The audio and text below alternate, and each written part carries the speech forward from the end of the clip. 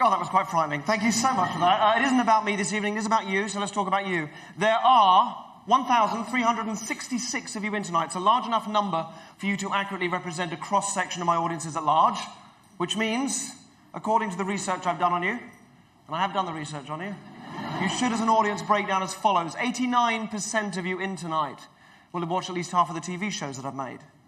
The remaining 11% only have a vague idea of who I am. You've been dragged along as boyfriends and girlfriends. 72, and thank you for coming.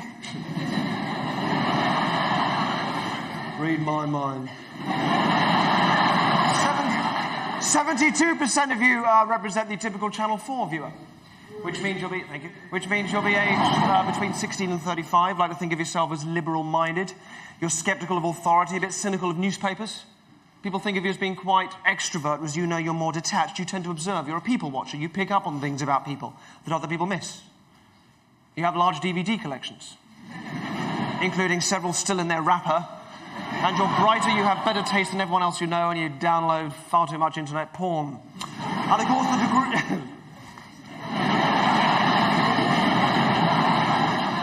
the degree to which you possess or don't possess these qualities make you more or less responsive to some of my techniques. So let's choose one of you at random, and we'll see how it goes from there.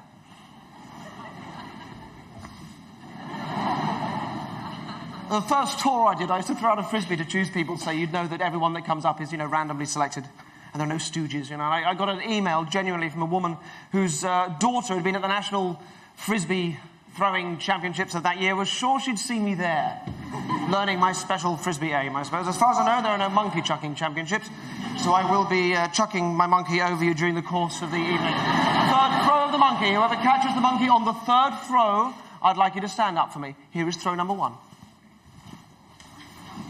Excellent. Anywhere else, please, for number 2? Throw it again.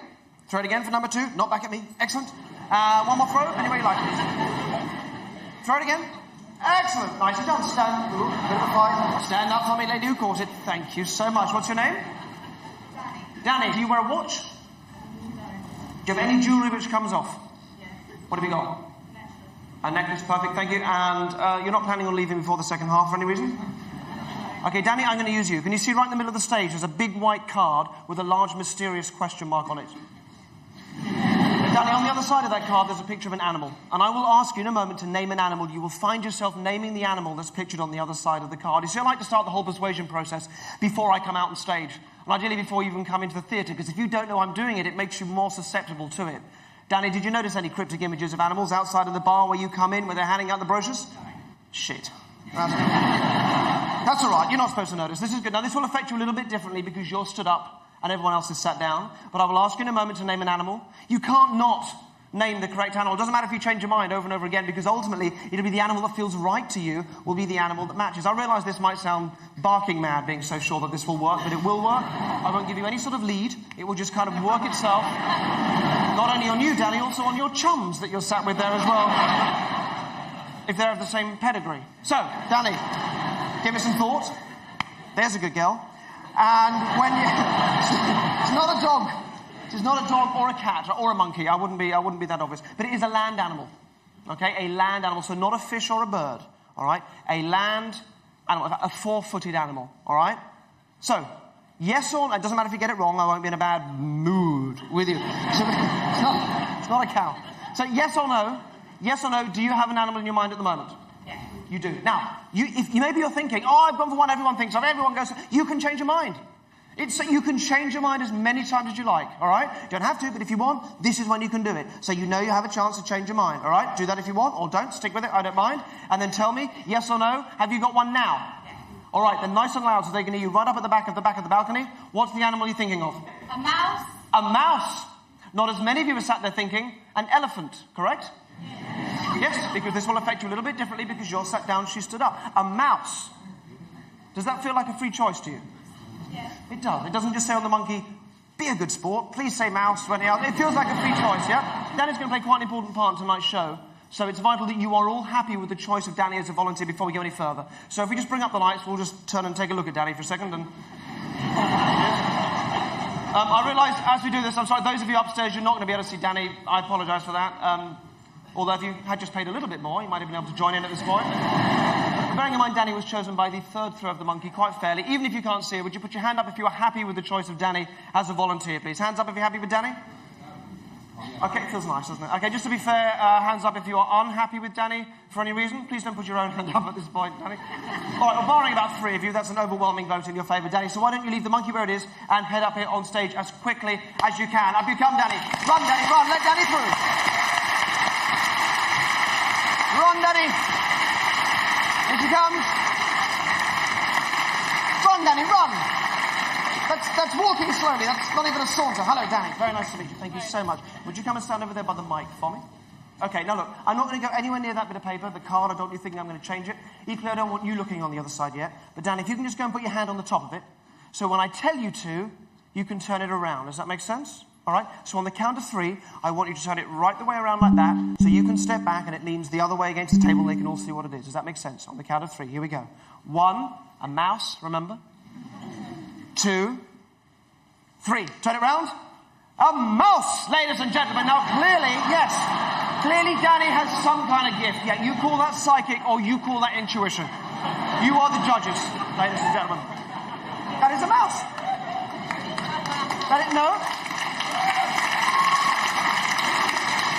That is a baby mouse with the little tits. I don't know what it is. It's not why you're up here, Danny. Come take a step back. It's not why you're up here. Okay, you're actually up here because of this briefcase on the table, all right? I'm going to give you this briefcase for the duration of the show, Danny. Your job is to bring the briefcase back in one piece at the end of the show, okay. All right? Now, hang on. Hang on. There's a chain on top of the case, and hanging from the chain, you might not be able to see at the back, is a padlock. You can see that from here, yeah? If you look that way. Yes. Your job during the interval is to try and work out the combination on the lock, all right? So look, you can have a look at it so you can see it clearly. It's a combination lock. So look, very simple. You get a number in your head, you turn it to that number, all right? So you get a 14 in your head, you turn it to 14, yeah, or whatever the number is. And you'll need 3 of those numbers to open the lock, all right? So not a challenge to force it open, but I would like you to try and work it out. So if you grab the case for me, that's for you. Thank you. Also, it's just sat in an envelope. Can you grab the envelope too? And bring both of them over here to the microphone. Put the case down for a second, and you mentioned you wore a necklace, so can I just take that off you, or can you take it off easily? Okay. Bear with us. Thank you so much. Easy as that, ladies and gentlemen. Oh, it's very nice. It's a very nice, it's Elizabeth Duke, I think. Okay. I will give you the necklace back when I get the case back from you in one piece at the end of the show, Danny. All right? I realise that... Stay there. I realise it probably sounds a little untrusting. It is, frankly. I have toured with the show for 2 years, and ever since doing this in Newcastle, I can't be too careful. So I will hand the necklace to my trusty roadie, Stephen, who will look after it for the duration of the show. Thank you, Stephen.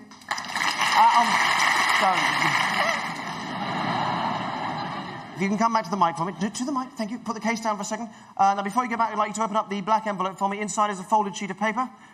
You need to open that up, and nice and clearly, you don't want to unfold it, but just read out what it says on the outside into the mic. Nice and clearly. Out loud, please.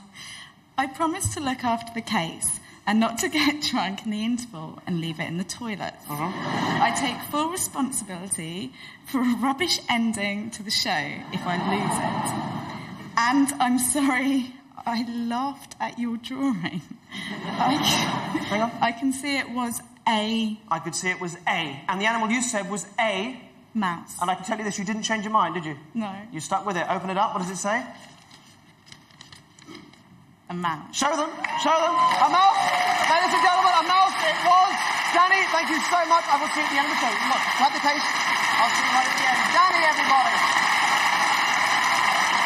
Excellently done. Thank you, Danny. Thank you, all of you. Thank you for coming out tonight. This is the last night I'm ever going to do this show. Thank you for coming to it. Thank you for packing the place out. Although you probably heard it won the Olivier Award for Best Entertainment this year. That's probably why you came. It doesn't mean anything. It just means if you don't like the show, you're wrong. So something I'd like you all to do for me. You can all think of, male, the surname of the first person you had a crush on when you were young. Think of the surname of the first person you fancied when you were little.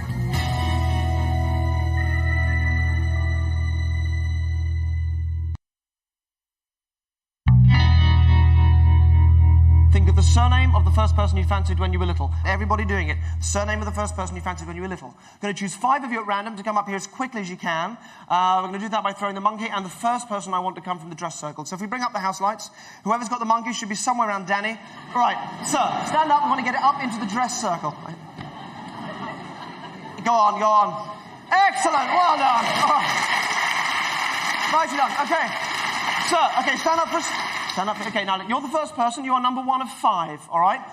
Going to choose 4 more of you from downstairs, which will give you time to get down here while we're choosing the others. So in a moment, you're going to throw the monkey down here. When you catch the monkey, this is what you do. You need to get up here as quickly as you can, but you also need to throw the monkey again to choose the next person, all right? So if you catch it, you need to head up here, but throw the monkey again. Do you want to throw it down here for the next person, sir? Excellent, here it comes. Somebody catch that. Stand up, throw it again. You head down as quick as you can, sir. Stand up for me, throw it, head up here yourself. Thank you. Thank you, quick as you can. And stand up for me. Stand up. Throw it again. Excellent, nicely done. Stand up for me, come up here and throw the monkey again for me. Give it a good throw. 1, 2, 3, 4. That's it, you're the 5th person. Head up. Up you come. Quick as you can. Give him a big hand. Thank you very much. Sorry. What's your name? Charlotte. Charlotte, I need to put you over here, Charlotte. You can stand right. No, just there for me would be great. Thank you, Charlotte. And you are? Philippa, stand right in the middle for me, that'll be lovely. Hello. Hello, what's your name? Tony. Tony, we'll put you over here. Tony, if you can stand just sort of about there for me, Tony, that'll be great. Hello, you are? John. John, good to meet you. John, if I can put you just there for me, John, thank you. And you are? Hello. Gary. Gary, good to meet you. Thanks for coming down. If you can just stand there for me. Good. Okay, if you can try and sort of line your toes up a little bit, just so my whole obsessive-compulsive neatness thing can relax. Otherwise, I have got to make you walk up again 3 times in a row while I make weird humming noises in my throat. Let me explain what I want you to do. You're each going to take a ball out of the bag. I have 5 balls in here. That is 1 each, all right? You'll take 1 out, but don't look at it. And don't let me see it, all right? Just take it out, put your hand straight behind your back, okay? So off you go. What was your name again? Tony. Tony. Thank you, Tony. And Gary, was it? Gary. Thank you, Gary. And your name was? Philippa. Philippa. Thank you, Philippa. Have a good rummage around. Thank you. John, take the... Was it Dan? John. John. Sorry, John, if you take it for me. And then you can pass it to... No, take it for me, John. What was your name at the end? Charlotte. Charlotte, will you make sure you're taking the last ball? Otherwise, somebody hasn't taken one. And just throw the bag off into the side. You can chuck it off there. All right, thank you. 4 of you will have a white ball. 1 of you will have a black ball because that's what was in the bag. All right, in a moment, I'm going to ask you to have a look and see what you've got. If you are the one person with a black ball, you might be tempted to give yourself away a bit by smirking or laughing or fainting or something. Don't, all right? Keep an absolute poker face. So for now, I'm just going to look over here. Just bring out your hands like this, but keep the ball contained, concealed in your hands. All right, and while I look over here, please just prise apart your thumbs just enough to take a quick private peek at your ball. Ordering food on... Very well when I say that. Teetering on smut. When you've done that, please put your hands back behind your back. Thank you very much indeed. In fact, if you've got a back pocket, can you put the ball in your back pocket? If you don't have a back pocket, improvise. Okay, that's for you. Tony, thank you. You're all off the hook now, but you will have in your minds the surname of the first person you had a crush on, yes? I'm going to get you to write down that name for me. Now, like the word mouse, you need to write nice and large and clear, so if we do need to show it around, people can read it. So large, clear, block capital letters, all right? Just the surname. When you've written it, you tear the paper off, please, and just tear straight off. Just fold it up, put it in your pocket, get everything out the way. That's really important, all right? While you're doing that, I should explain the rules of the game to you, but I need to do this while I'm not looking at you, all right? So please make sure you're listening. 1 at a time, you're going to come up to the microphone, you're going to tell me your name and what you do for a living, and please be honest about that, all right? Then and only then I will ask you a test question. Now, when I ask you the test question, if you're one of the people with a white ball, you must lie in response to the test question, all right? So a white ball is a white lie. Please remember that, guys. If you're the one person with a black ball, though, you always tell the truth. And my task is to work out which one of you is the truth teller, which one of you has the black ball. And all the people I think are lying, I will send back to their seats. Is that all the writing done? Yes? All done? Great. Okay, so then let's start with you, Tony. Why don't you come forward for us? So, yeah. Thank you, Tony. So remember, starting off being absolutely honest, your name, please, and what you do for a living. My name's Tony, and I'm a house husband, housewife, whatever. A house husband or indeed housewife. Okay. Okay, thank you, Tony. Now, you understand the game. I'm about to ask you your test question now. If you've got a white ball, you're going to lie. Black ball, you're going to tell the truth. Bear in mind the chances are pretty high that Tony is going to lie at this point. It's only 1 in 5 chance that Tony would be telling the truth. So we can almost guarantee you're probably going to tell a big fat lie at this point. So face the front, absolute poker face. You also might want to bear in mind, Tony, that because of the sorts of... Keep facing the front for me. Because of the sorts of unconscious behaviours that we unconsciously choose daily, male subjects tend to give themselves a little bit more away than female subjects, right? But don't let that put you off. Don't let any of this put you off. Otherwise, you'll be even less convincing, all right? So keep facing the front for me. If any of you are so convincing that I believe you, £50. if you lie so convincingly that I think you're telling the truth. 50, it's a lot of money to those people up at the back there. Right? £50 if you lie so convincingly that I believe you. All right, so here we go with your test question. Face the front for me, Tony. Here we go. Ready? 1, 2. Can we get a little bit more light on Tony, please? Just a little bit more light. Thank you. Here we go. 1, 2, 3. What's your mother's maiden name? Haggerty. Just to reiterate to the rest of you, your task is to lie as convincingly as you can. It wasn't bad. There was just a very strange pause there. Don't believe a word of it. I'm going to take your white ball off you, send you back to your seat, Tony. There you go. 1 down. Thank you, Tony. Nicely done, though. Not bad at all. I'll let you head back. Not bad at all. That was unfair. That was unfair. I didn't give him any time to think of a better answer, and understandably, he flummoxed. You guys have an advantage. I will ask you the same question. I'll ask you the same question, your mother's maiden name. Even now, you could be thinking up a nice, convincing answer, all right? As a tip, come out with the name of someone else you know. That's often more convincing than trying to make up a name, all right? But we'll see how it goes. Let's go with Charlotte. Come forward. Well, I do. I don't want to feel just like stand there shit for in me. the morning. Into the microphone. Your name and what you do for a living? My name's Charlotte and I work for London Ambulance Service. I'm sorry, what did you say? I work for London Ambulance. London Ambulance Service, excellent, thank you so much. All right, so Charlotte, you understand the game. What is your mother's maiden name? Haylock.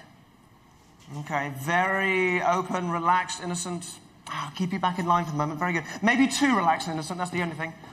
Normally when people are put on the spot, they do tend to act a little bit guilty. That's, like if the police knock on your door and you haven't done anything, but you act like you've murdered somebody because they are stood right there. If the police knock on your door because, the girl had said she was older than she was and you were on tour or whatever that is for you. Let's go with Gary. Do you want to come forward for us? So, your name and what you do for a living, please be honest. My name's Gary and I work in IT. This is melted. Thank you, Gary. And I'm going to ask you the same question, so here we go. Your mother's maiden name, please. Johnson. I don't think there's anything else. Okay, spoke about being too innocent here. The opposite's also true. Very difficult not to blush if you know you've been caught out in a lie. That's a very common response because lying has a terrible stigma attached to it in our culture. We use words like you dirty liar, you filthy liar, you dirty, filthy, stinking liar. We use words like that. Very difficult not to blush. If you know you've been caught out, you know what blushing is. It's just blood that kind of rises up through the collar line. You get that sort of warmth across your forehead and across your cheeks too. And there you go. Lovely shade of beetroot. I'm going to take your little white ball off you, send your big red face back to your seat, Gary. Excellent. Nicely done, though. Thank you very much indeed. All right, so let's go with John. Would you want to come forward for us? Thank you, John. And into the microphone, please. Your mother's maiden name is? Smith.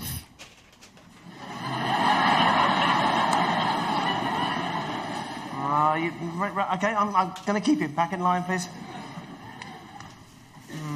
Philippa, you're last. You can come forward for me, too. Oh, it's what I call the walk of shame. Did you see it? It's this kind of... Okay, it's that sort of... It's the walk of somebody who doesn't want to walk forward. It is the walk of a woman burdened by her own guilt. A woman on her way to the gallows. I won't even ask you to say a word. I'm going to take your white ball off you, send you back to your seat, Philippa. There we go. 1 down. Thank you, Philippa. So it's one of you two. Would you both come forward for me? Both of you come forward for me, please. Okay, stand. If you can just stand and face each other sort of about there, that'll be great. Lovely.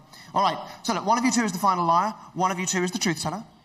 All right? For this last round, I won't ask you your mother's maiden name. I will ask you the surname of the first person you had a crush on when you were young. All right? However, for this last round, you only answer in your head. You say nothing out loud. All right? You only answer in your head.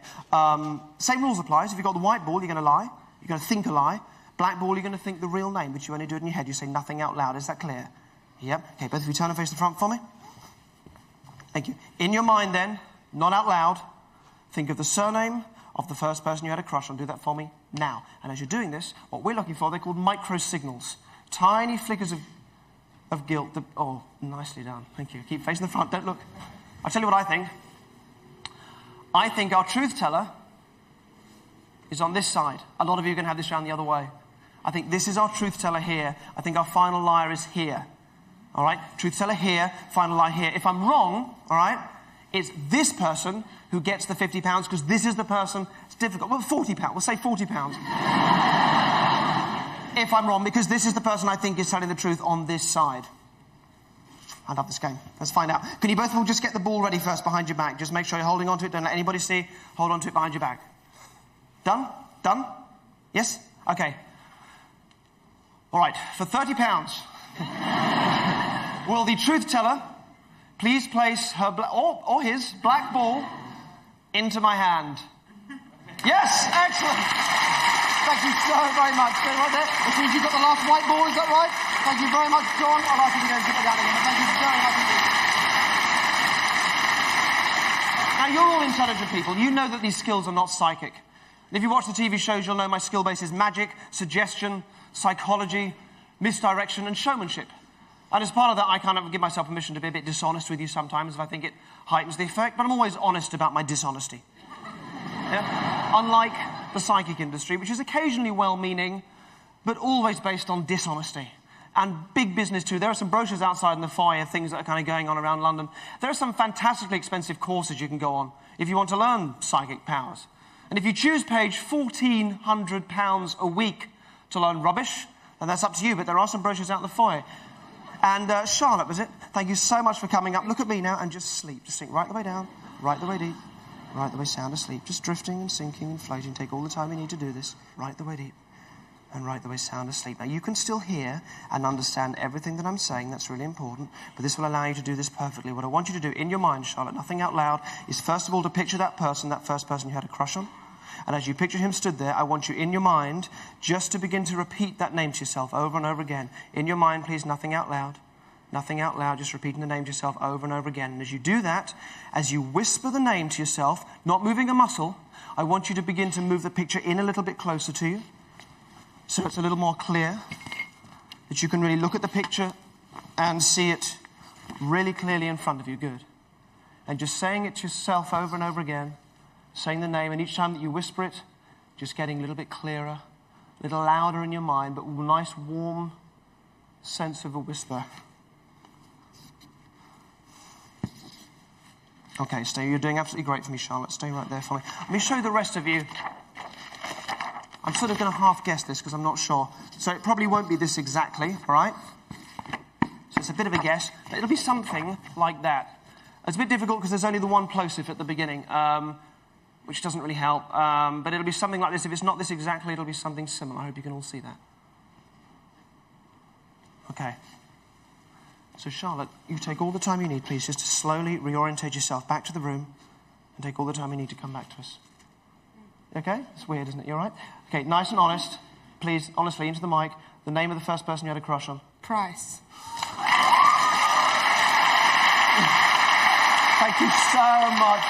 Brilliantly done. Thank you. I'll let you head back. Charlotte, everybody. Thank you, Charlotte. Excellently done, Charlotte. Thank you. Where is Danny? Danny with a case. Where are you, Danny? Danny with a case. Danny, you've got 20 minutes to work out the combination on that lock. And even if you can't do that, please at least try different numbers. All right? Different numbers. Pull at the lock so you know it's a real lock. All right? I'll tell you this, Danny. By now, you know what the combination is on that lock. You just don't know that you know. But you've got 20 minutes to do that. The rest of you have 20 minutes to go get a drink. I will see you back here for the second half. Thank you.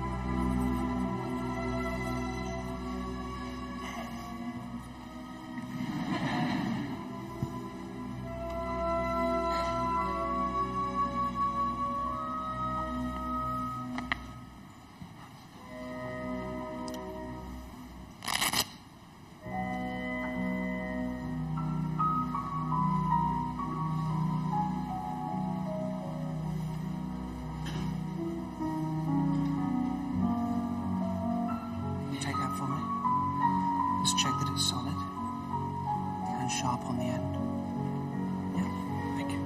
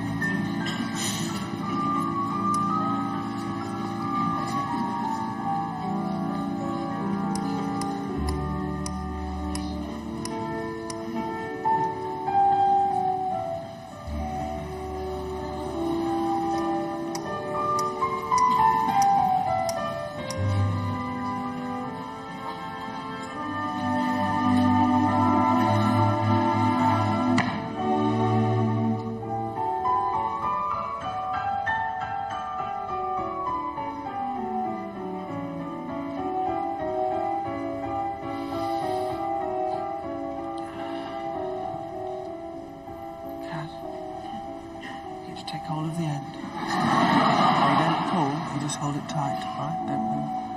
Try and keep your hand really still. Nice and tight, don't move.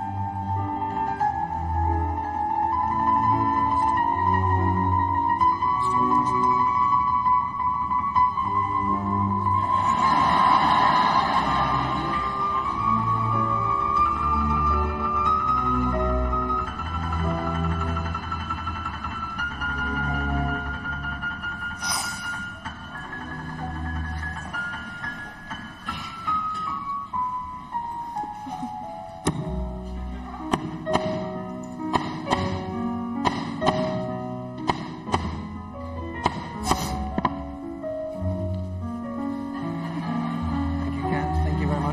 Cheers.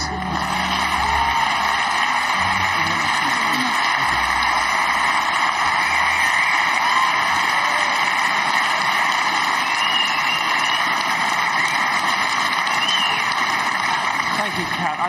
I did that on television a couple of years ago, and I got a lot of people. Excuse me, sorry.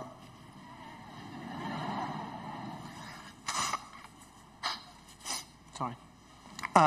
eBay, obviously. A lot of people asking me why I did it. You know, do you hammer daily a number 14 male into your head? And no, I don't. But the reasons for doing it led to the formation of the second half of this show, which is kind of the use of the techniques on myself. I do use them on myself for physical reasons. And there are one or two things I'm going to do in this half that Channel 4 won't let me do on television without putting a warning up on the screen. But I am allowed to do them in the theatre.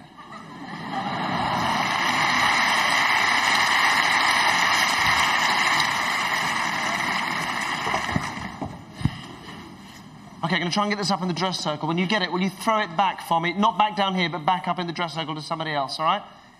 Here it comes. Right, throw it up there again, not down here, just back up to somebody else up there, please. And I'm going to take the nearest guy, wherever it lands. Nearest guy, would you stand up for me, please? What's your name? Stephen. Stephen, what are you wearing on your feet? Boots, fantastic. Please leave the monkey where it is. Stephen, head down here as quickly as you can. Stephen, everybody, thank you very much. And from downstairs, I need a lady who is medically trained, So would you stand up for me? Just if you're medically trained, would you stand up for me? What's your name, lady in the front? Ruth, what do you do, Ruth? Physiotherapist, thank you. Stay right there for me. Lady behind me, what's your name? Amy, what do you do, Amy? Cabin crew. Ruth, I think I will go with you, Ruth, if that's all right. So, Ruth, could you head up here? A round of applause for Ruth. Thank you very much, Ruth. Ruth and Stephen. Stephen, thank you so much. Thank you for coming down. Please, thank you. Stay right there for me. Thank you so much. Would you both follow me around the back here, please? Thank you. And if you can stand there for me, Stephen, just turn and face that way. That's great, Stephen. Ruth, you can come around here. Please mind the hammer, mind the cable. Just stand there for me and face out that way for me too. That's great.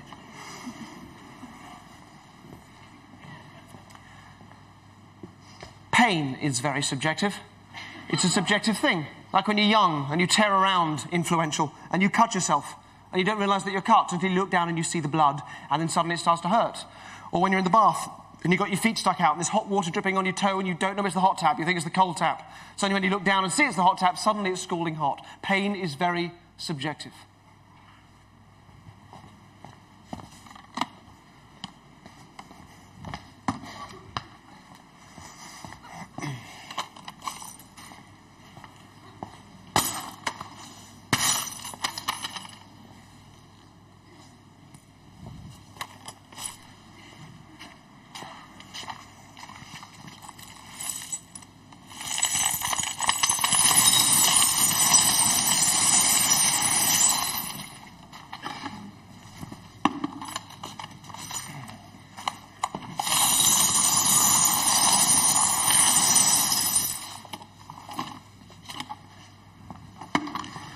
Okay, we're going to break some more glass.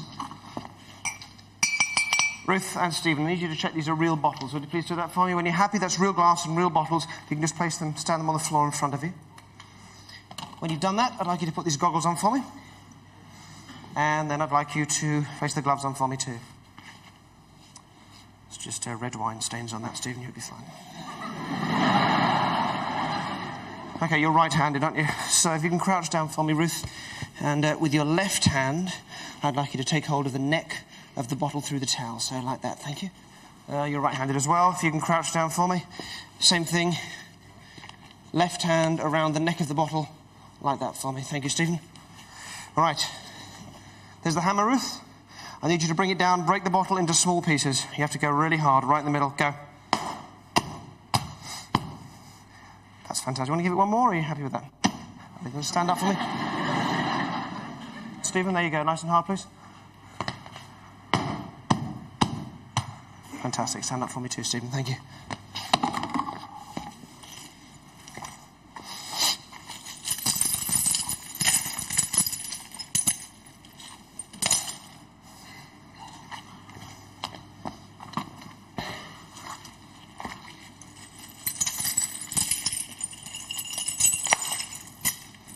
Okay.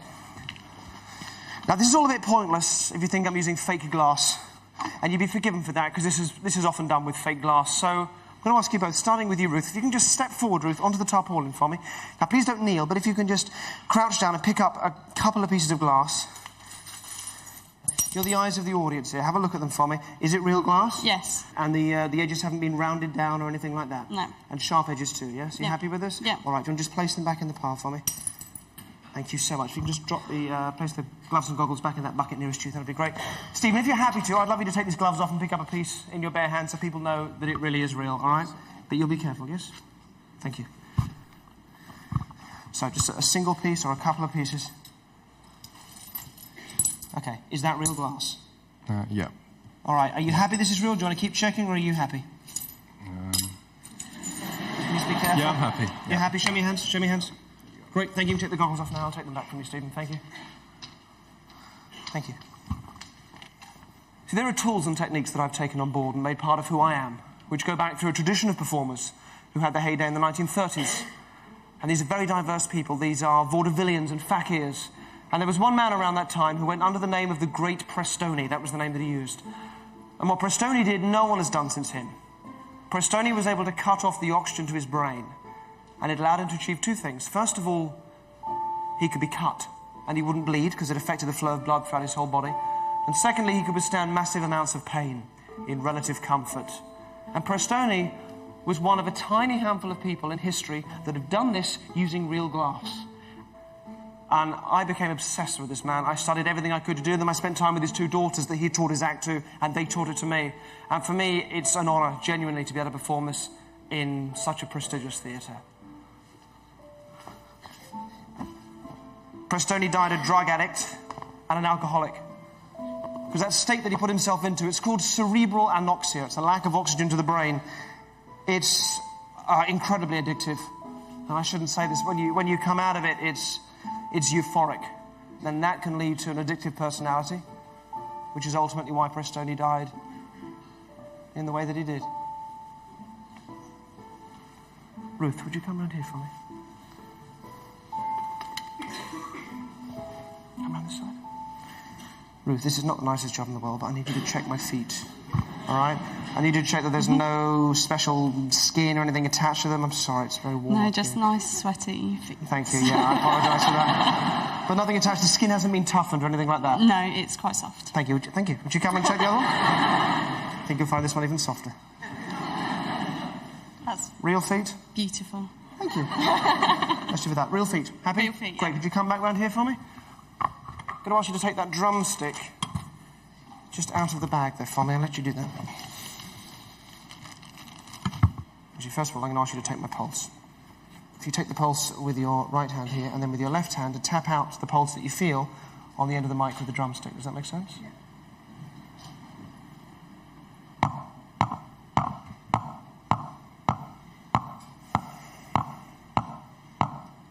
Okay, fairly comfortable with that? Yeah. Does it seem a little fast or quite relaxed? No, or? quite regular. Quite regular, great, okay. So in order to do this and to put myself into the state that Prestoni would, I'm going to put a plastic bag over my head. Would you take the bag off for me, Ruth?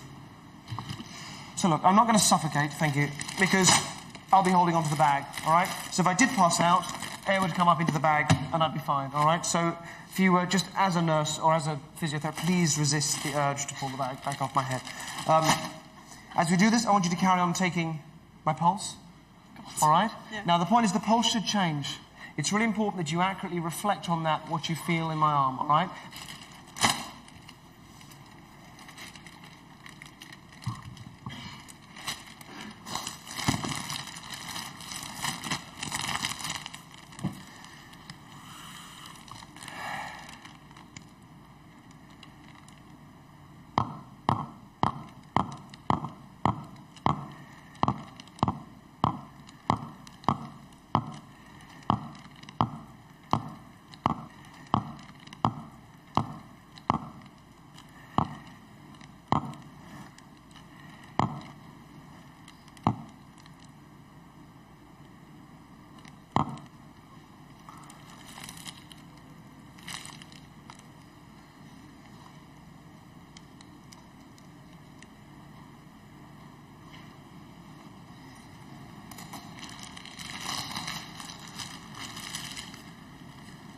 Can you feel anything?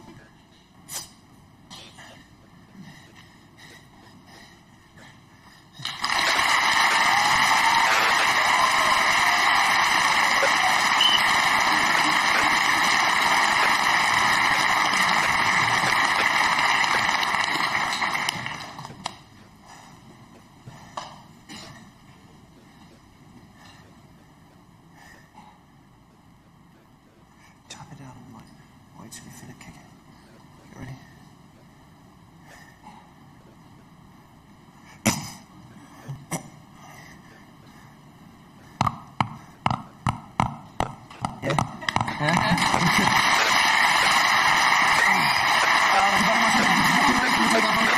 everybody. And Stephen, thank you very much. Let's have to get back that way from him. Stephen, everybody. Thank you. Oh, your feet hurt, but you do kind of feel all buzzy. It's all kind of, for me, about facing the fear of pain, if you like. Oh, excuse me. And the flip side of it is using pain. And this kind of goes back to when I was at school. Can I get a lady up here? Can we throw the monkey from wherever it is, from down up there? I think I'll just choose the nearest lady. You throw it down for me, nearest wherever it lands. Just give it a good throw, anyway you like. Right, thank you. Nearest lady. I think that's going to be you. Would you leave the monkey? I'd actually bring the monkey with you. Would you head out for me? Thank you so much. Excellent. Keep it going. Hey, hello. Thank you so much indeed. Thank you. Come over here for me. Thank you. What's your name? Chris. Chris. You're not a therapist, are you? No. No? Okay, all right. Okay, yes. Chris, show me your hands first of all. Okay, no, perfect, lovely. Chris, were you picked on a bit when you were a kid at school? No. No, okay, I was. There was a kid called John who was very nice, and he used to tip all my bags up in the corridor, Chris, and then when I bent down and picked the stuff up, he'd give me a good kicking. And this used to go on regularly, and this was primary school, and I was quite young. And I didn't cry about it, Chris. What I did to distract myself from what was going on is I would count the things that fell out of my bag, you know, so if it was pencil shavings, literally I'd count them and add them up, or if a book fell open, I'd count the words on the page to distract me from what was going on. And it meant, as an adult, Chris, I've kind of learned to associate the ability to make quite rapid calculations in my head with the experience of pain. Come with me.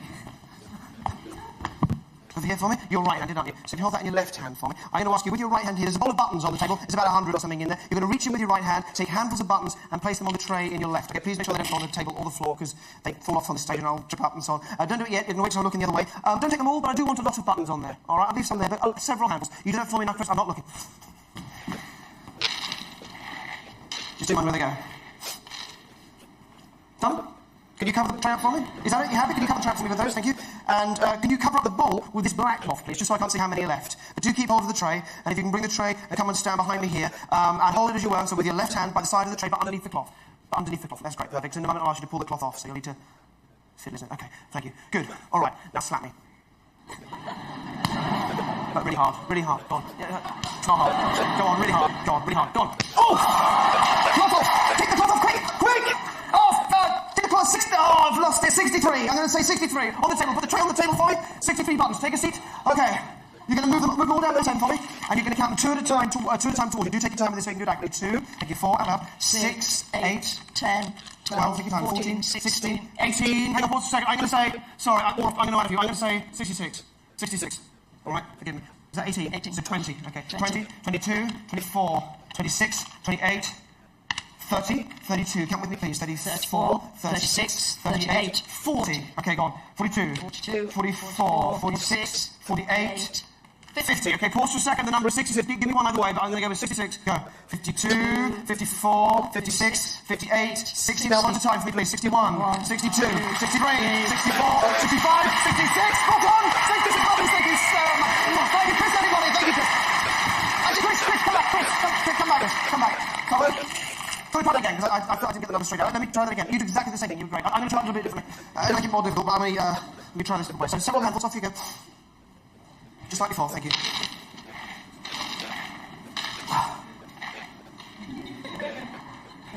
Done? Okay, cover it up for me, same thing. Thank you. And then cover the ball up as well. Come and step back here again. Excellent. All right. Okay. Same thing. This time what I want to do is I want to count them while they're moving. All right? So what you need to do is you need to start the tray moving, ideally before you even pull the top off, because I will start the fraction of a second I see the buttons. So please make sure they're moving around. Jiggle the tray around. You ready? Slap me again. Go on. That's what I don't like. No, I know. Go on. One more. Up a bit. Oh! Take the cloth off. Cloth off. Keep them moving. Take the cloth off. Take the cloth off. Keep them moving. Keep them moving. 76. It might be 77. I'll say 76. On the table. I'll say 76. Smooth ball up this end. Same thing, please. 2 at a time. Just to start them right up this end, Chris. Otherwise it'll be more difficult to start. Okay, 2, 4, 6, 8, 10, 12, 14, 16, 18, 20, 22, 24, 26, 28, 30, 32, 34, 36, 38, 40, 42, 44, 46, 48, 50. Just pause for a second. Just move those right down there. 76, 77, I'll say 76. Okay, 52, 54, 56, 58, 60, 62, 64, 66, 68, 71 at a time, 71, 72, 73, 74, 75, 76.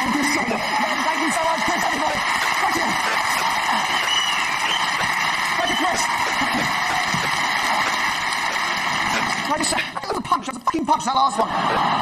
She's so done that before. Okay. Going to show you something else at the end of the show, but it's kind of the most interesting thing, because you will do this yourself now. You will do this. I don't do this. You do it, and you can't not get it right. You have to do this right, because if you've watched and listened over the last couple of hours, hour and a half, you will get this. I'll show you. It's this. It's an envelope here. It's here. It's a prediction. If you like, a prediction of the future, of decisions that you're going to make, which will lead to what's in the envelope. You have to. You can't not make the decisions. You can't not make the decisions that will lead to what's in there. It's inevitable. What's in there is inevitable. Ish. Okay. Let's put these out. These are heavier than you think, so if one comes at you, please catch it, all right? Don't sit there going, no, I'm just, they're heavy. These are today's papers. Today's papers, you grab them for me there, thank you for the times. Let's go over there, somebody catch for me. Sorry, Daily Mail, over there, thank you very much. Okay. Daily Mail, we've had the Daily Mail, I'm sorry. Independent, get one up there, catch for me. Thank you. Got another Independent, there are a couple of duplicates, so somebody catch us up there, ready? Oh, heavy. You all right? You okay? Count the buttons. Have a go. Just go. Whose phone's that? Whose phone was that? Don't answer it. It's really bad news. The Sun. Right, thank you. Let's get another one up there. This is a mirror Daily Mirror. Somebody catch. We'll throw that one back again for me so somebody else gets it. Try and get that one round towards the middle there, all right? Telegraph over there, downstairs. Somebody catch for me, please. And can you move that one that way a little bit? We're trying to spread them all out. The guy, you have the one over there if you like. And the Evening Standard. All right, spread this one out. I'll move it. It won't go as far. Will you throw it over that way, please? So they'll spread out. There's 10 of today's papers. Now we need Danny. Danny with the case. From your left us back. Danny, where are you? Where are you, Danny? Bring the case up. Head up here, quick as you can. Keep it going, Danny. Come on, Danny, run. Give it. What would you read? What? Okay, let's go with that. Sorry, chuck that down. Any of you, sorry, is that all right? Trying to put in your pocket for now? Rather than, yeah, great. Come and stand over here for me. Okay, if any of you've got the papers that match the papers you read at home or anything, just please take them home with you so you can check at the end. You know, they are real papers, so they are. Give you a chance to check that. Okay, so you tried lots of different numbers on here? Yeah, any luck at all? No. No. Did you try your birthday? No. No, sometimes people do. Okay, but you tried lots of different numbers and... Okay, all right, good. Okay, so you get this open. So, if you've got a paper in your hand, I'd like you just to hold it up in the air for me, just wave it in the air, leave the band on it, but move it around, please. Keep it waving. Will you please choose someone who's got their hand up? Okay. Lady, can you stand up for me for a second? Thank you so much. Put your papers down. Okay, your name, please. Kirsty, thank you. And the paper you've got is? The Daily Mail. Thank you so much. You happy to do this, Kirsty? Yep. Yep, happy to do the Daily Mail? Yep. Okay, anything else? All these things you can change as you go along, all right? Each one of these are your decisions that you can change. Great. If I ask you, turn and face me. If I asked you what the combination was in that lot, you'd have to say you didn't know, because there's no way that you could know, all right? But part of that is you thinking it's impossible, because it sounds impossible, but you know, there's only 3 numbers you've got to get. You know which numbers between 0 and 39, you'll have worked that out. Yeah. So if I told you that you did know what the numbers were, right? And instead of you going, oh, I don't know what they are, just to think, yes, I do know what they are. I could play a game, we could pretend to be psychic and thinking, yes, I know what numbers are. Does that make sense? So you think it's easy. It's an easy thing to know. So if I told you you knew the first number of the combination, what is that? What's the first number? Say 1. You think it's 1. Turn it to 1. Turn it to 1. Excellent. Come back to me. All right. So you've had 1 is the first number in the combination. So I've got the next number in the combination, all right? So again, just believe that you know it. Don't think, oh, you're thinking, yes, I do know it, all right? So what's the next number in the combination? We'll open the padlock. What is it? Between 0 and 39. It's not going to be all 2 for you, all right? So what's the next number in the combination? 24. 24. Very good. Turn it to 24. Excellent, very good. These numbers just popping into your head, yes? Yeah? Okay, so we've had 1, and we've had 24. Now, what's the last number going to be in the combination which opens the padlock? And what's the last number? 15. Say? 15. 15. No, you're slightly questioning it. You want to change one of those 2 digits. You can change the 1 or 5. The 5. The 5, great. What are you going to change it for? 3. 3, so the final number is? 13. 13. Turn it to 13 for me. And pull. Nicely done, Danny. Nicely done. Well done. Take the chain off on me, guys. Take the chain off. Just chuck it on the floor. Chuck it on the floor.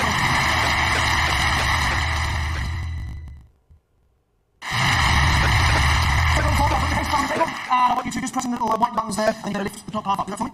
Right, yeah, you just lift. That's great. What's inside? What is that? It's not mouse. What is it? Another case. Take it out for me. There are 40 of these. Take it out for me. Take it out. Okay, the important thing is inside this, all right? Because I did this and I thought you might sneak a look at the side of that or crowbar open. So the important thing's inside the case. We'll come back to that in a minute. All right, you chose a paper which was the Daily Mail. Okay, and you want to check mine. So again, it was custody, isn't it? So custody, we need to choose a page from the mail. You are a little bit far away, so let's just grab a page from the front there. So all right, this is today's paper. Can you just verify into the mic there, please? That is today's date, yes? Yeah. Well, if any of you get the Times, you'll recognise it. Britain vows to imprison the tyrants of Africa. You recognise that if you get the Times. Now, these headlines are written to influencers. But think about the article when we read the issue. You're going to read votes sometimes, all right? Some of the advertising slogans are like that. It affects how we think about the product, where we spend the money. I'm going to read you a bunch of headlines or advertising slogans. Your job, Danny, is to stop me any way you like while I'm reading one out. Whatever page we're on, that is the page we'll go with. But none of this will go in the mail over there with Kirsty. All right, does that make sense? So when you do say stop, you say stop really clean to the mic. Okay? And don't say it before I read something up. You don't say it while I'm reading one or just after. Does that make sense? Okay. Trying to find anything to... Miracle patient gets in the saddle. Gypsy moth rescued from South Sea reef. Sweetener is not a cancer risk. Stop. Are you sure? Yes. Sure, can we carry on? Can you like? You happy with that page? Yeah. Okay, all right. There we are. Sweetener is not a cancer risk. Into the mic, please. The page is page 14. Page 14, you happy with 14? Yeah. Only if you are. And 14 we'll go with. So, Kirsty, if you stand up for me, you want to pull out page 14 from the Daily Mail. So if you drop everything else, so you're just holding on to the corner of page 14, just literally drop everything else on the floor. You'll probably find it comes out with another page attached to it. That's fine. Great, it does. Do it again, tear it down the middle for me, just so you've got 2 separate pages. Don't have to be perfect, but you can sort of try and get that relatively clean. Excellent. Hold out a page in each hand for me, Kirsty. Great. No, great, lovely, thank you. All right, so if you need one of the RC on the right hand, one down to the lady on that side, or one down to the lady on that side. If you can do that for me. Yeah, check one here, thank you so much. If that lady could stand, you can sit down for me now, Kirsty. So what page have you got? The one with 14 on it, or whatever was attached, which would probably be 70 something? You got 13 and 14, you got that side. Okay, great. Will you have a look? What's your name, by the way? Melissa. Will you have a look at both sides for me, Melissa? You don't need to memorize anything, just have a look at both sides and get it around the way you like to have it, and let me know when you've done that. Yep. And what page is that? What can I see? Hold it up for me like this, I can't. What page am I looking at there? 14. Actually, was the number you said. We still come back to it. But we could go that way with that page, that's fine. Okay, 14 is then, Melissa, you need to start tearing that up. So you can turn it landscape for me. Tear it down the middle, put the two halves together, tear them again, put them together, tear them again. So you get a nice pile of papers. Very important, don't drop any, and also please try not to screw them up, right? So nicely piled. As you do this. Oh. That's the nail, so I've heard about now. As you do this, it comes to the eyes you do it. So keep tearing for me a nice neat pile of papers, please. Try not to drop it as you do it. You come right to the front. Keep tearing for me. Keep tearing until you can't tear them anymore, alright? If you can come just down here for me, Melissa, that'll be great. We'll do one more. When you've done it, just hold out half of each hand. That's probably going to be as much. Great. Don't face me. That'll be great.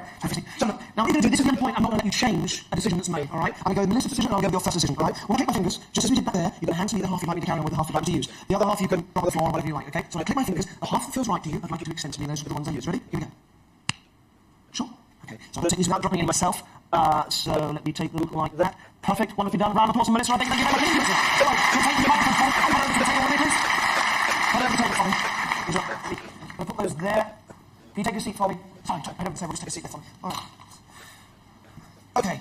Now look, we probably, I don't know how many we've got there. If you give me a number between 1 and 10, I'll count off that number of pieces, right? And again, you can change your mind with everything that you choose. You can change, right? So if you're committed to it, into the mic, please. And number 2, I need to count off that number of pieces that you tell me. 7. Are you happy with the idea of me counting off 7 pieces, or do you want to change the number? No, I'll stay. Are you sure? Yeah. Okay, then I will count off 7 pieces. Now, if I do anything other than count off 7 pieces, if I start taking extra pieces or swapping it, anything like that, you must say so into the mic, because you guys can see fairly clearly that you have the clearest view here, right? You are the eyes of the audience and everybody watching this, all right? And everybody watching this on TV as well. Okay, here we go. I will count off 7 pieces. 1, 2, 3, 4, 5. I wish you could see visual difference, I did. 6, 7. There's the 7th piece. All right. Will you do me a favour? Will you please take the next piece for yourself? Okay, I won't even touch it, all right? So I won't, take it yourself. I'm not going to touch it, all right? Okay. Now, you need to have a look at that. You need to choose a word on there, all right? So I'll take the mic. Have a look through it. Choose a word. I want is a nice, long, interesting word on there, all right? Otherwise, this will be a bit quiet. So good read through it, and then give me a nice, long, interesting word on there that you'd like to go with. One that you can read on there. Which are you going to go with? I can't say this into the mic. If you've been up with a word like the or under or whatever at this point, it will seem a little bit climax. So what was the word again? Influential. Influential. Let's have a look. Okay, that's a very good word. Thank you.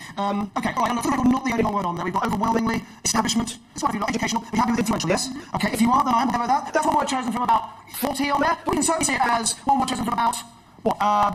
2,000 words. It'll be on page 14 of the Daily Mail. There are about 2,000 words on it. There'll be about 80 pages of the Daily Mail. So there's 160,000 words just in the Daily Mail, yes? There were 10 papers that you could have chosen from that were around the room. So that's 1.6 million different words that you had to choose from in this room, and you just, without me exaggerating, and you choose the word influential. Is that fair? Yeah. No. No, it's not. It is not fair. It's not. It's inevitable. It is not fair. It's inevitable that you chose the Daily Mail right there with Kirsty and didn't want to change your mind. Inevitable you said page 14 and didn't want to change your mind. I'm so fair about that. Inevitable that you had to be that half with that word in it. And inevitable that you said count off 7 pieces and not 3 or just 1 or whatever. And that you went out on all long words and then it was not the only long word there, correct? That's correct. That you chose the word influential. Let me show you why it's inevitable. Open up. A bit. Okay, you need to hold there for me. Alright, hold there for me and one more time the mic really loud. The word was? Influential. Influential. There it is, influential. Don't be ready to go. Well done, mate. Thank you so very much indeed. Down here, everybody.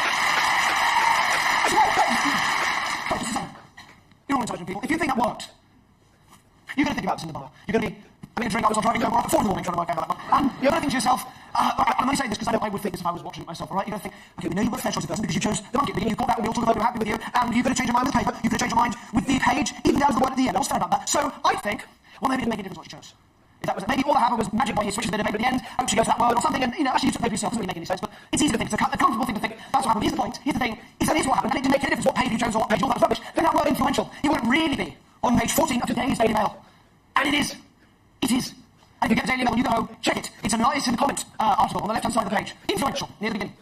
And if you don't get the Daily Mail, you fucking buy a copy on your way home, check it when you get in. And if you still don't believe me, this is on here for the case within the case that you've had all the way through the show, and the case that's up here on stage with something in it from before we even threw the monkey out, right? Open it up. What is that? It's the Daily Mail. The Daily Mail, take it out for me. Is that the whole of the Daily Mail? No. That's just one page inside. Where's the page? That's page 14. Page 14, take it out for me. And yes or no? Yes or no? Is there a 1 big red marker halfway down there? Yeah, it's influential. Influential, there it is, right there. Page 14, Daily Mail. Page 14, today's Daily Mail, right there. Check it yourself. You get power of it. Can you read it? Can you read it? Thank you so much. What a deal. Thank you, everybody. Thank you, buddy. You're all for coming out tonight. Thank you, everybody. The page out. Good night.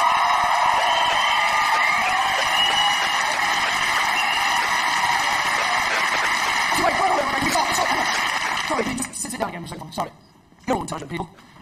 If you think that worked just because Danny and Melissa and Kirsty somehow found easy to manipulate, you'd be right. I think because you all are. That's the problem, because you all are. Because that had to work on all of you. Any of you could have got the papers, any of you could have got the monkey, it had to work on all of you. Let me explain. All of the show you see, make those decisions, the Daily Mail, page 14, the way influential. You had to, any of you would have done. Let me tell you what we've been doing. We've been filming little bits from the wings, just little clips of the show. There's a guy called Coops backstage who edits them together and makes a little film, a short film of the show. Let me show you the film from tonight's show. So you don't know how it started because Danny chose the mouse, she came out with the thing out of his mouse, that's correct. You will remember that I said what you'll remember because at the time they trip you up. What do you say? And then you start to forget about them. If I don't play this to you, you forget to remember. You forget to remember. If I play this to you, you'll remember to remember. Listen, this is what I said. We're going to do this. Very simple. You get a number in your head, you turn it to that number, alright? So you get a 14 in your head, you turn it to 14. Get a 14 in your head, listen again. Get a 14 in your head, get a 14 in your head, get a 14 in your head. Danny gets a 14 in her head right from the start. Danny can see peripherally the page numbers at the times I'm going through. She doesn't know that she's doing it, but she does when she starts to go on page 14 because it feels right. And I know I can say to her twice, in fact, do you want to change? You want to change the page? You want to change? You won't, because it feels right, she won't change. And then, I need the mind game. Before the mind game, I said that you got to think the surname of the first person you had a crush on when you were young. Yes? It's not quite what I said. Not the first time. And you'll remember because it would trip you up. But you'll remember now what I played. Listen to what I said. You will think of, male, the surname of the first person you had a crush on when you were young. Listen to that again. Listen to that again. Think of, male, think of, male. Think of the male, the Daily Mail, alright? And that was the one when I was showing the pages out. As I came off the stage, I said, Daily Mail, I'm going to have the Daily Mail, I mentioned it. And you went straight to that one, Daily, because it sticks in your head. And all you would have done the same thing, straight to that one I mentioned the Daily Mail. And then, after the line game, I spoke about the brochures outside, both the psychic courses. You guys write the brochures, don't look, they don't exist. But it allowed me to say this. Listen. There's some fantastically expensive courses you can go on to learn psychic powers. And if you choose page 14, £100 a week to learn knowledge, then that's up to you. Choose page 14, choose page 14, choose page 14. Yes, it's inevitable. We know it's inevitable because Melissa and Kirsty did the same thing. They did the Kirsty pass across the 14 page, but it's decided to go on 14 side, not the 13 on the other side. Inevitable. See, proof. And then through the line game, the first guy come forward, I tell you his name, and I spoke about how people give themselves away when they're lying, and I try to put him on the spot, and you kind of laugh, it's like a little joke, and you laugh at it, but you forget that you missed what I said just beforehand. With this guy who's actually quite basic. Listen again. Because of the sorts of unconscious behaviours that we unconsciously choose daily, male, subjects tend to be choose daily, male, choose daily, male. Choose daily, male, choose daily, male. She didn't want to change your mind. She didn't want to change your mind. I was so fair. I was so fair about it. And then you go for drink. You go for drink. You come back off the drink. I have a nail into my nose. And I came to the front of the stage. I don't know what you find at this point. It was rubbish. It was just rubbish into your head. You had a daily number 4 into your head. The stage just spoke about pain being subjective. And this is the thing. You knew what you knew was going to be invited all over the second half of the show. You knew it was going to be. You didn't know that you knew. Because Melissa was tearing up the paper. You had to tear around that word. You had to keep track of it and tear around it without knowing that's what you were saying. And which hand would not forgive it. She tore around it. Listen to what I said. Pain is very subjective. It's a subjective thing. Young, you tear around, influential, and you cut yourself. You don't know how to get cut, so you found you see the blood. That's hurt. Tear around, influential. Tear around, influential. Tear around, influential hours. You put all that together. This is what you've been hearing. Without realising you've been hearing it.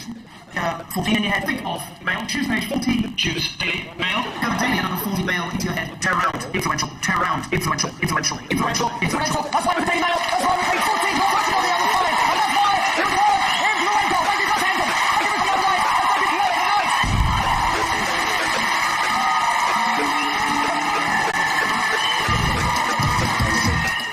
Tricks of the Mind is in shop now, priced to 80. Tonight on 4 title songs to Live and Let Die For. James Bond's greatest hits.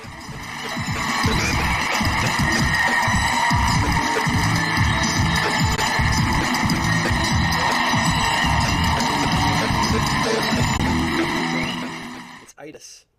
Hacking Demonstry, Ken Wilbur. You see it on there. Oh, Duck Brothers. No, I want to watch this. Hey, Nicole.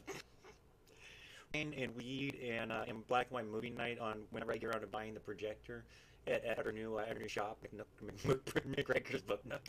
I get paid for it. What do you mean pay for it? It's just ours now.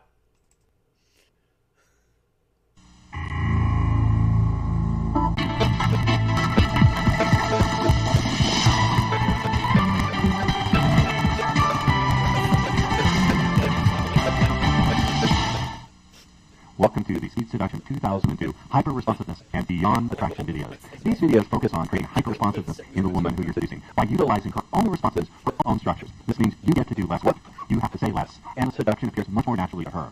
Also, what I emphasize in these videos are the 4 core skills that you can use to go beyond your physical appearance and create incredible attractiveness. So sit back, relax, enjoy these videos. They come with a pretty extensive set of notes, and remember, Speed Seduction is always moving up in a straightforward manner to bring you the very best seduction technologies in the world.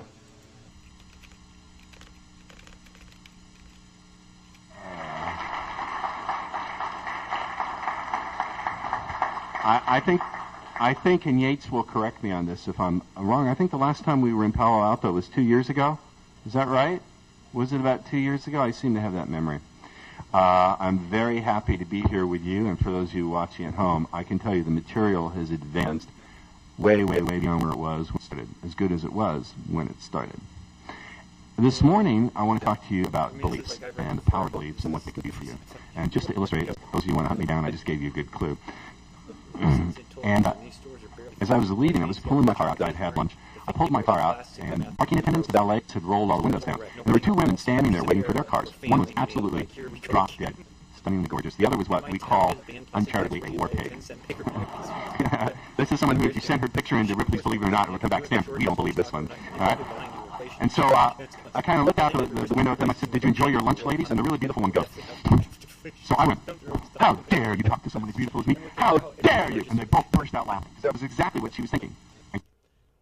And then I said to the ugly one, I said, "See, I busted your friend on what a bitch she is for being pretty." And then the really ugly one laughed and smacked their friend on the shoulder. Now, by way of contrast, I had a student call me sometime back and said, "Ross, I cannot talk to beautiful women. I still can't do it. I got all your products, all your tapes. I just can't do it." Now, here's the funny part. This guy was a former Special Forces, U.S. Special Forces. I honestly don't remember whether he was a Ranger or a Navy SEAL or any of these things. But he said to me, "I've been shot at.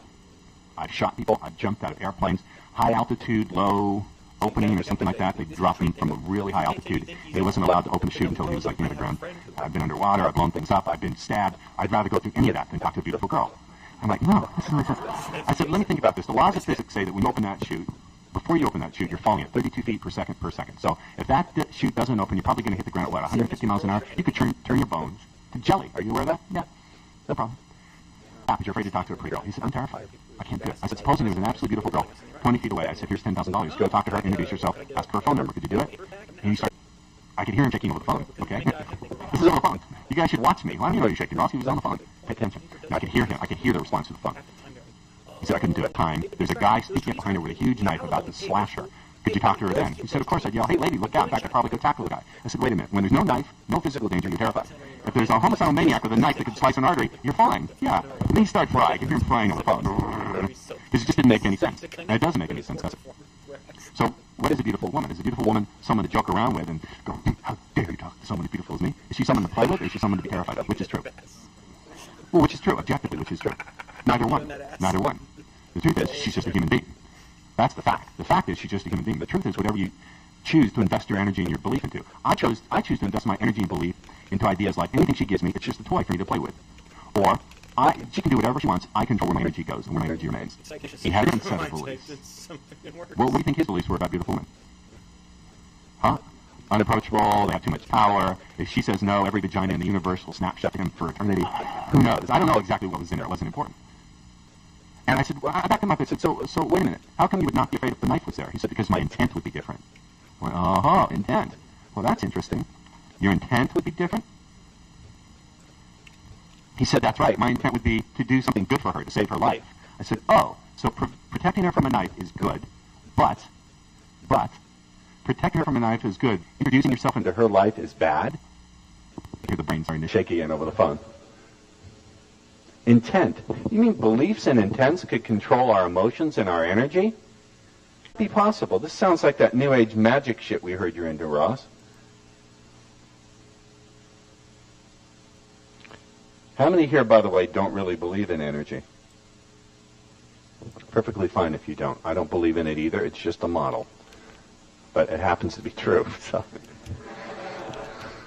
For those of you at home, I've written beliefs, intent, emotions, energy.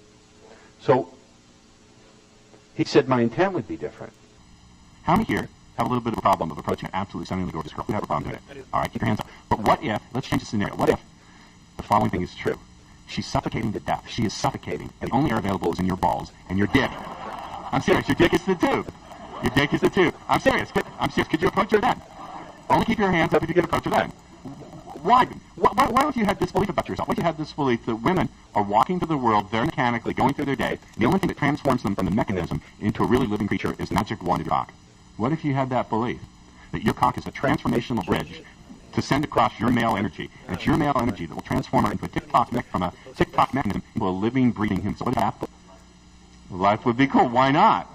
Why not have that belief? Because it's no more true or false than the belief that women are horrible, terrible creatures with the power to seal every vagina in the universe against you. Right? None of these things are true or factual. Yes? How do we get that intent, Ross? Oh, well, I'm going to train you. I'm going to teach you how to do that. That's good. That's all good. So, I mean, raise your hand again if you're afraid to talk to beautiful girls. All right. Well, let's think about it. What's the worst that could happen if you walked up to an absolutely beautiful girl? First of all, how do you know? Why are you holding her genetic handicap against her? That's not fair. How do you know she didn't need you? Past experiences? Why do you need you to? No, I'm just teasing. What were they mean to you? In what, in 5th grade? Luke, cooler, Luke. That's just, what if that's just her autopilot programming? What if that's, she's so used to people who are dull and uninteresting in following her, that's her automatic response. So she's just, even stop the clock is right twice a day. So if you could learn to control your automatic response to her automatic response, then you could begin to introduce some freedom into the interchange. She's going along having an automatic response. Another guy hitting on me. And you're having an automatic response to her automatic response. Says, oh no, she's going to yell at me. I'll never get it wet. So now we have 2 automatons banging against each other instead of 2 humans banging each other. You understand? This is another thing I'm going to talk about, autopilot. Getting off of autopilot. Somebody else. Who else here is afraid to talk to beautiful girls? I think this is just ridiculous, but okay. You are. Could you talk to an ugly girl? Easier. So if she's less attractive and less desirable, are you what? Duh. The state of duh. Okay. Well, were you born with that state of duh? Is it in your genes? Well, so it's in your DNA, is what you're telling me. When you're 4 or 5, you approached a 20-year-old girl, or treat yourself what? You went in a trance. You've been in a boot trance your whole life. All right. Well, okay. Well, and so he's been in it ever since. How old were you? Yeah. Would you let a 4-year-old drive your car? Yeah, that's right. Would you give a 4-year-old your checkbook and sit down and color it? Not a bad idea. Would you? All right. So it's an autopilot thing you've been doing. Now, wait a minute. Do you think it's possible that maybe these beautiful girls have their own programs they've been running on since they're 4 or 5 years old? No, they're super people. They're not just beautiful. They're superhumans. They don't worry. They're never afraid. They don't have stuck patterns of behavior. They're not only superior to you in looks, they're superior to you mentally and emotionally, too. You believe that? Okay. Wait a minute. Just because they give you hard-ons and make your balls boil doesn't mean they're not humans. Doesn't mean they don't have fears, limitations, hopes, dreams, desires. And it also doesn't mean they're not on autopilot. In fact, as I'm going to teach you, they are on autopilot 90% of the time. Most humans are on autopilot. Most human beings are ticking along, tick, tick, tick, tick, tick, and they do what is familiar. Not what's I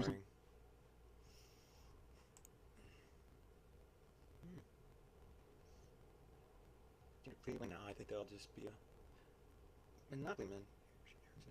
We'll look from the Grand A. We'll see. Might be some dangerous stuff to put out here. I'm just gonna. It's freaking handsome, man. Yeah, he cut John Grinder out. Oh, no, there's John. There he's at the end. Just Meatloaf, and then comes John.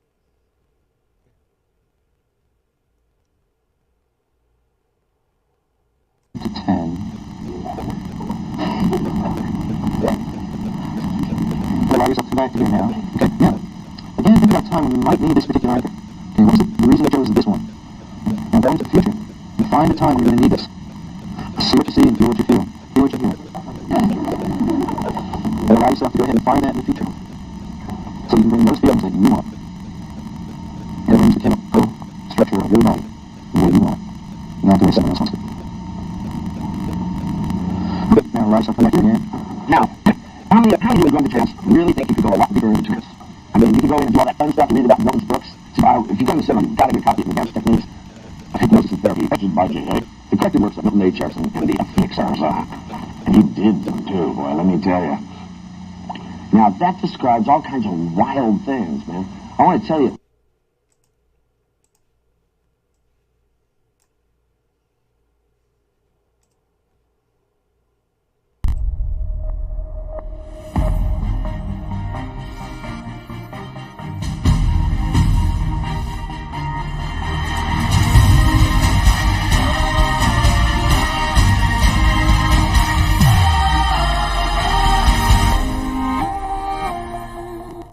It was around when I was 13 or 14, and you kind of find yourself trying to pick and choose your friends. And also at the same time, you're not really worried about what you want to accomplish at that time, but what people you hang out with. I went in. Wasn't a popular kid in school. It made me forget about all that. And I'm like, oh yeah, everybody else is doing it, so I'm doing. Friends were doing it. I did drugs because it seemed like it was fun. The cool thing to do was to get high, go to parties. Growing up, young struggling. Couldn't deal with the stubborn, rebellious thing. I see it was like I started experimenting with friends. First because I was bored. I was always up to try something new. I knew that they were bad, and I always heard about this addiction. I didn't know what it meant. Hard to say no, but not saying why. That's probably the number one reason why I did drugs in the first place. I just didn't know.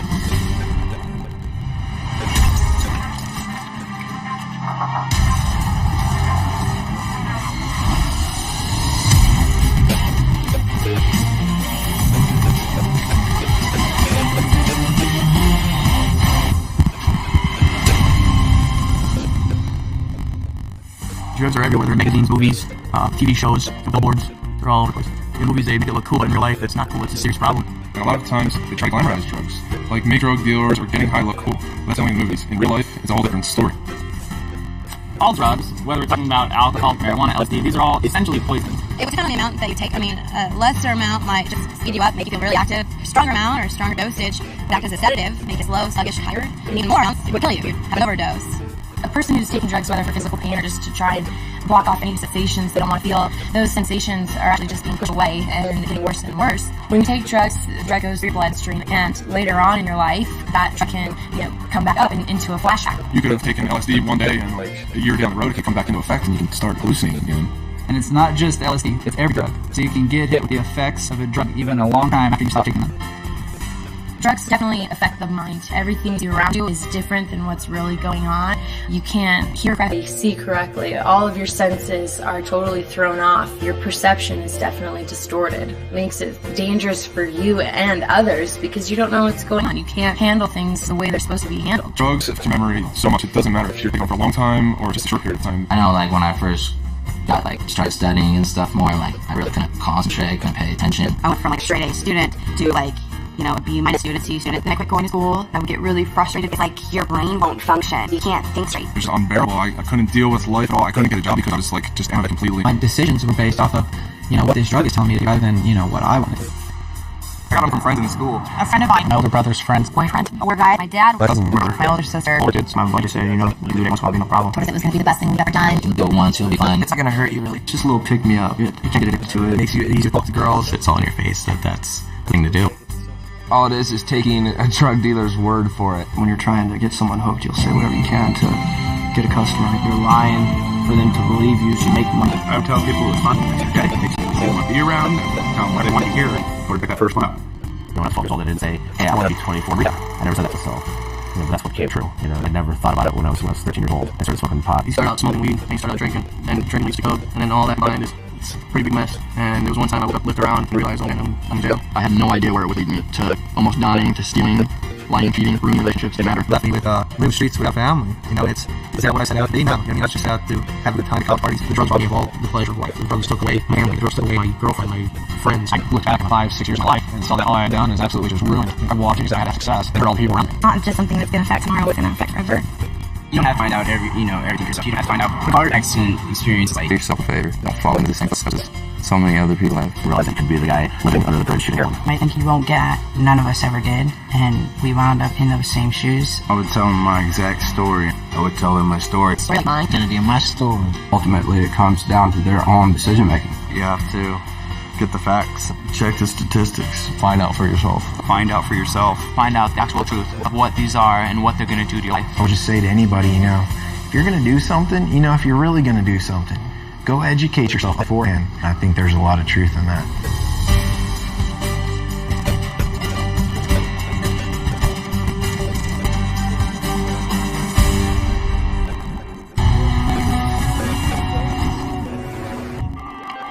I said that Ritalin would help others.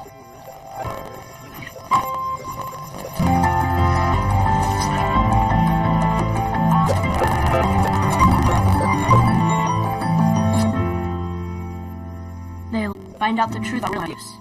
Drugfreeworld.org